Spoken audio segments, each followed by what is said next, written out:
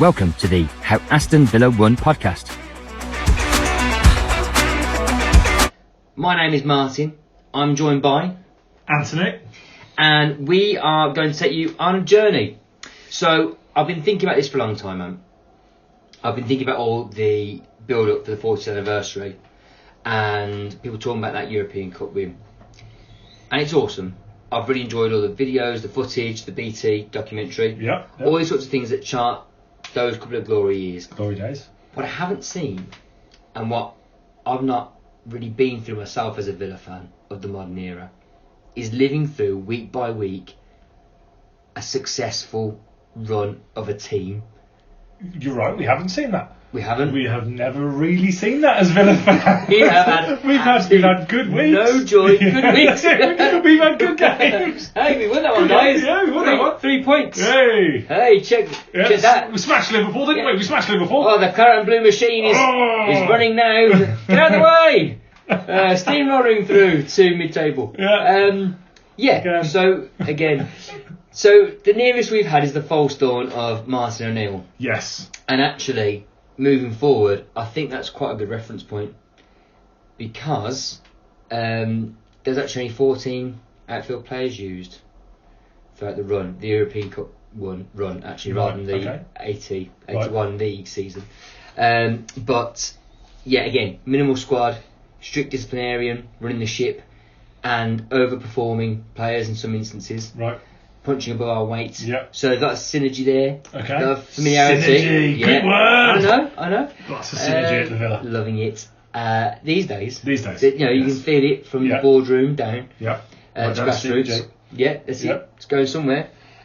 So, listeners, the idea will be that starting from our introduction episodes where we set the scene, I'm going to tell you where we've come from, what the history is that takes us up to the point of 1980 and then beyond. We're going to look at the squad and then actual games as if it were week by week.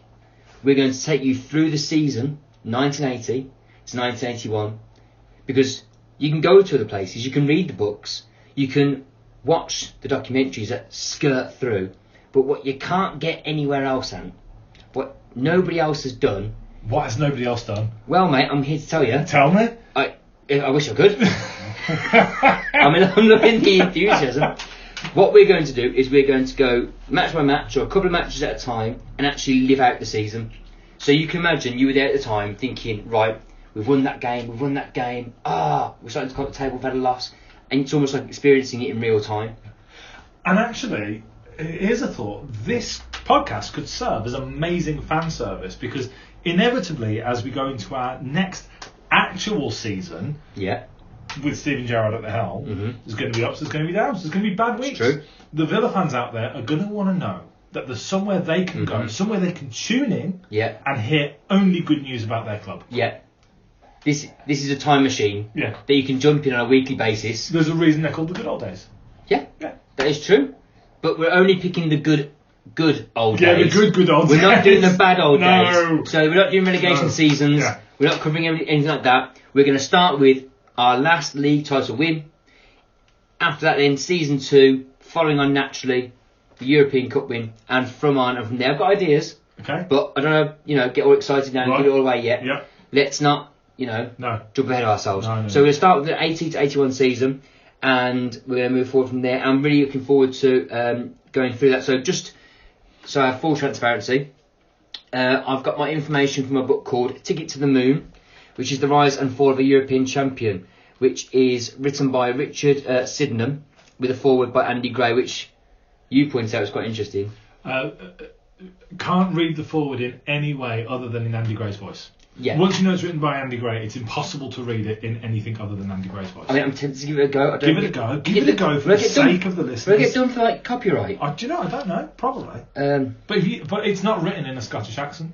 True. So if you do it in the Scottish accent, it won't be copyright. Yeah, but I can do a Scottish accent, but it's not necessarily Andy Gray. It'll probably sound like Sean Connery or... Yeah, I was going to say, do you Billy Connery? Just try and do Andy Gray. If it goes wrong... Try and do Andy Gray. So, my relationship with the Hot End was one of the most awesome things to happen to me as a footballer. I remember lots of games, but one of the most vivid memories I have was a game I didn't play in. I signed for Villa on Friday, 26th of September 1975, and the Saturday it was the Birmingham Derby at Villa Park, which Villa won 2-1. Do you know, if Andy Gray's out there listening to this, he's going to be thinking, I don't remember recording that. That is a bang-on impersonation of me, and I don't sound anything like Sean Connery. Yeah. Yeah, no, it doesn't. Doesn't? Not at all. No. I mean, it doesn't sound like him either. No. But it's, good quality content. Yes. That's what I'm going to call it. You are welcome, listeners. And the other book, although it's a bit ahead of ourselves, but it does have information that is relevant to what we cover in the 80-81 season, is the Champions of Europe book from Jim Cadman, which was one of the projects launched by the AV40 team, who were celebrating the 40th anniversary with the 82 Cup Legends.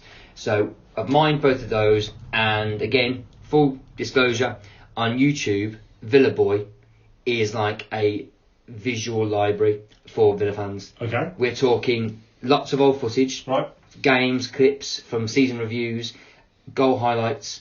You've got team interviews, you've got interviews with players, coaches, and so on, that you can just go back to. So looking at Ron Saunders discussing games and when he quit and things like this. So quite a treasure trove. So that's also going to be the basis of some of our information as we move forward. And the reason we're having to use these things as the basis of our information is, like most Villa fans, we weren't born when any of this stuff happened, because it was a really long time ago. It was. So if you were one of the rare few lucky people who were around at the time and got to experience it, please feel free to contact us over social media and tell us how wrong we were. Tell us what we got wrong. But if you want to come along for the ride, if you want to give it a go, if you want to see someone enjoy it, it's a bit like, a film you really love, but you've seen it loads of times, but then you watch it with someone new who's never seen it before, yes, and it feels like you're seeing it again for the first time. Yes. I'd like to think some people are going to get that experience. Probably at least one. Yes. At least one person is going to have that exact experience while listening to that podcast. And instead, actually, it's probably going to be a lot of angry people who are actually in Rotterdam. Yes. Who are like, that didn't happen. None of that happened. That happened. Yeah. Shocking scenes. If you hear any noise in the background, we are filming in my pub. I'm going to call it that. It's a shed. It's a shed. It's a garage. If you're gonna start putting me on things, at least get it right. Right. So I have a few fridges and stuff on the go. If you hear any clacks and bangs, it's normally us just getting another beer out. Should we test the power of the microphone? Go on. Hang on, let's just see if it shows up on the microphone. Yeah. This is the sound of You're going to hear this sound a lot actually on this podcast. That's true, actually. Don't name the brand. We're not getting paid. No, if we get paid, then I don't mind us saying it. But yeah. But until Brewdog pay us, we're not mentioning my name. No. We're not punks. No, we're not punks at all. No, I'm not having that. No. So, Ant, do you want to share something about yourself as a Villa fan? So, what got you into it? Sure. So, like a lot of Villa fans, my dad ensured that I had no choice in the matter.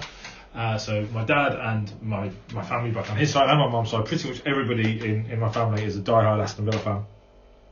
And so from the moment I came into this world, I had a claret and blue scarf on and a Villa baby grow and all the rest of it.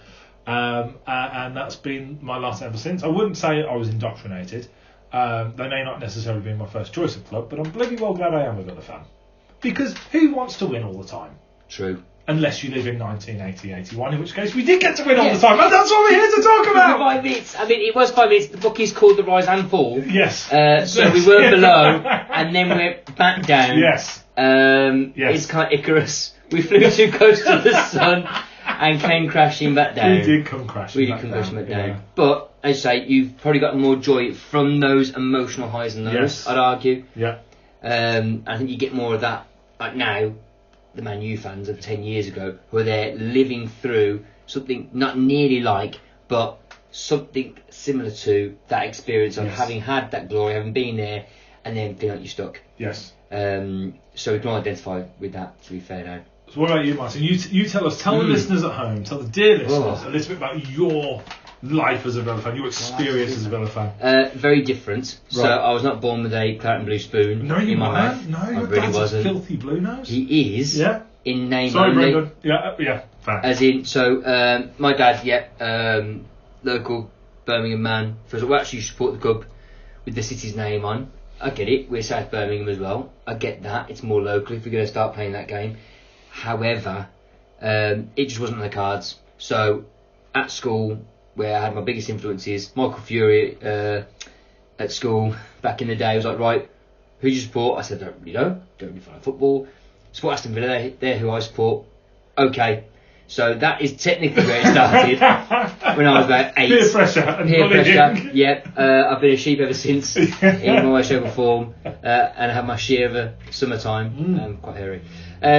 So yeah, basically that's where it came down to. My brother was a big football fan, my younger brother. He was indeed. He was really still is, he's alive. Still is. Yeah, still is. Still eats, breathes it. Yeah. And he really was into the Villa. So then I get the Birmingham Mail, and I was very much into reading about it. We didn't have Sky Sports at home.